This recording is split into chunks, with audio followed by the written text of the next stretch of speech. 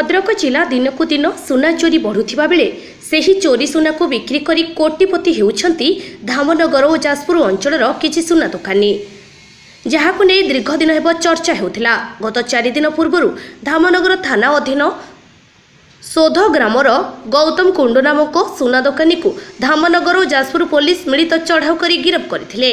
उक्त सुना दोकान को 4 दिन धरी पुलिस जेरा पर चोरी सुना बेपार उपरू धीरे धीरे परदा हटुची।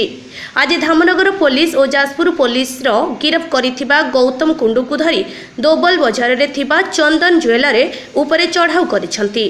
चंदन ज्वेलरी मालिक चंदन बाहुबलेन्द्र और तांको बापा राजकिशोर बाहुबलेन्द्र को पचरा उच्चारी करिसंती।